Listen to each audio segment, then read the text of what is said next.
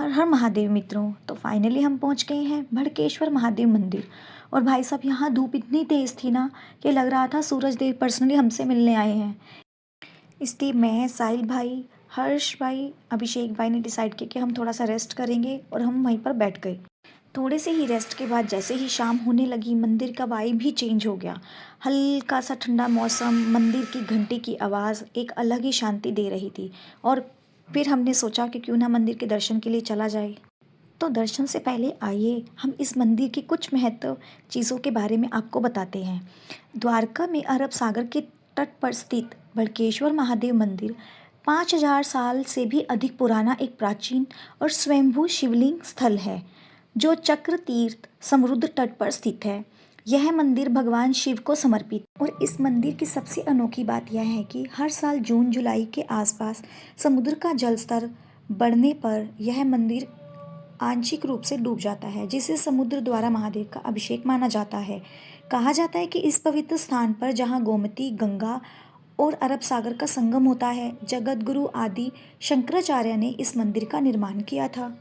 तो आइए अब आपको मंदिर के दर्शन करवाते हैं। चलते चलते मुझे वहाँ एक क्यूट सा खिलौना दिखा। भाई मैं तो उसके साथ चलते चलते खेलने लग गई और जो क्लिप बनी है ना वो बहुत ही क्यूट बनी थी। हम मंदिर की तरफ आगे बढ़े। चलते चलते हम सब इतनी बातें कर रहे थे और जैसे ही हमने क्लोज जाके वहाँ का व्यू देखा, हवा चल रही थी, सनसेट का टाइम और बीच में महादेव का विशाल शिवलिंग। बस सच में ऐसा लग रहा था जैसे समुद्र भी महादेव के चरणों में शांत खड़े हों। वाव व्यू, वाव वाइब, एक अलग ही एनर्जी थी वहाँ। और फिर मैंने आप लोगों को दिखाया वो शंख जो वहाँ बना हुआ था। इतना सुंदर डिज़ाइन था कि कैमरा खुद ही फोकस हो गया। और उसके बाद मैं चढ़ रही थी सीढ़ियाँ डायरेक्ट महादेव के दर्शन के लिए। हर स्टेप एक अलग ही एक्साइटमेंट थी। और जैसे ही मैं ऊपर जा रही थी वहाँ मुझे मिले आयुष भाई और आर्यन, और वो फुल फोटो सेशन मोड में थे। मैंने बोला दर्शन करने आए हो या पोर्टफोलियो बनाने। और फाइनली मैं पहुँच गई महादेव के सामने। जैसे ही मैंने महादेव के दर्शन किए दिल को एक अलग सा ही सुकून मिला। और है ना, महादेव का हाथ सिर पर हो तो रास्ते खुद बन जाते हैं। दर्शन के बाद हम सब समुद्र के किनारे बैठ गए। हर्ष भाई एक कोने में और डॉली भी नीचे जाकर समुद्र के किनारे बैठ गई। पता नहीं ये दोनों रिचार्ज हो रहे थे या कोई नेटवर्क ढूंढ रहे थे, हमें तो यही समझ में नहीं आ रहा था। इतनी स्पिरिचुअल एनर्जी लेने के बाद अब टाइम था पेट पूजा का। सच बताऊँ तो दर्शन के बाद इतनी ज़बरदस्त भूख लगी।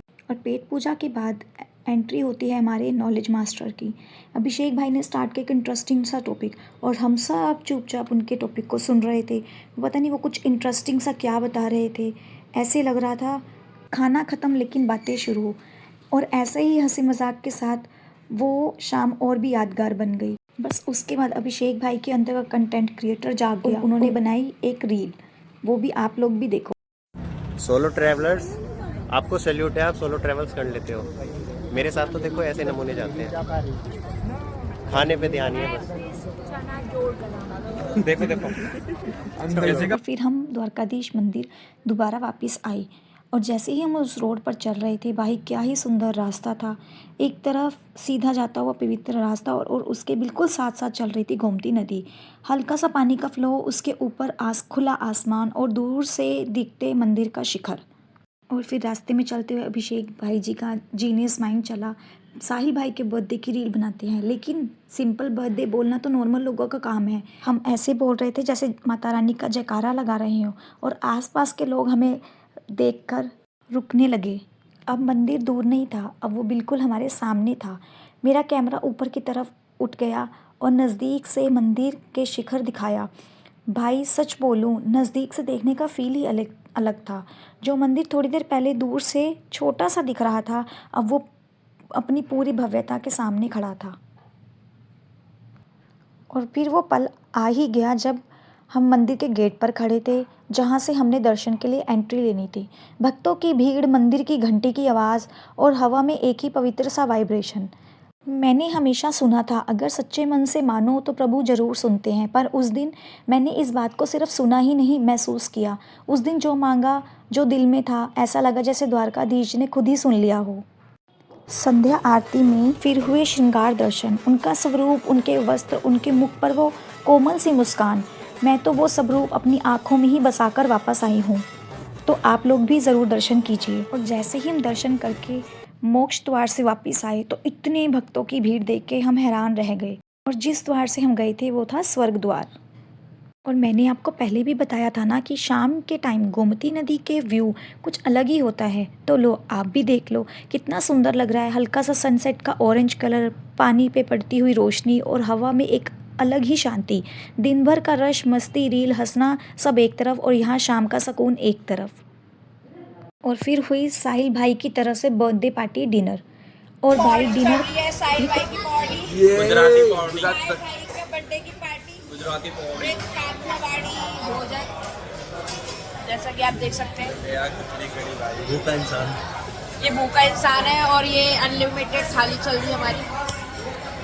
और गाइस अगर आप भी कभी द्वारका आओ ना तो यहाँ का फूड ज़रूर ट्राई करना। स्पेशली अगर आपको गुजराती खाना पसंद हो तो यहाँ की काठियावाड़ी थाली मिस मत करना।